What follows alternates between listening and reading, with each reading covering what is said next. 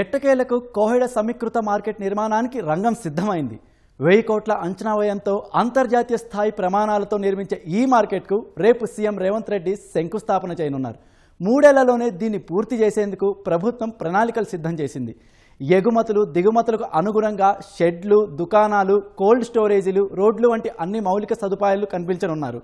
ఇందుకోసం 239 ఎకరాలు ఇచ్చిన రైతులకు వ్యవసాయ శాఖ మంత్రి తుమ్మల నాగేశ్వరరావు ధన్యవాదాలు తెలిపారు.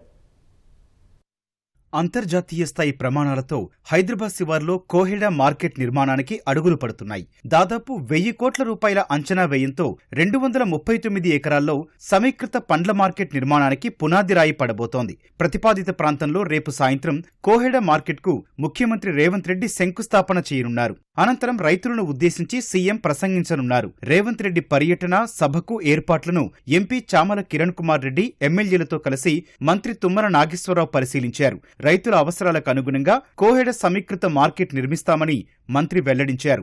మార్కెట్ కోసం 239 ఎకరాలు ఇచ్చిన రైతులకు, భూసేకరణకు కృషి చేసిన నేతలు, అధికారులకు తుమ్మల ధన్యవాదాలు తెలిపారు. రాష్ట్ర రైతాంగం యొక్క అవసరాలకు అనుగుణంగా ప్రతి వినియోగదారుడికి స్వచ్ఛమైనటువంటి, శ్రేష్టమైనటువంటి అన్ని పండ్లు, పూలు, మాంసం, అన్ని వస్తువులు, తినుబండారాలకు సంబంధించినటువంటి ప్రతి వస్తువుని ఇక్కడి నుంచే మార్కెట్ అయ్యేటటువంటి విధంగా ఈ మార్కెట్ రూపుదిద్దుకుంటుంది.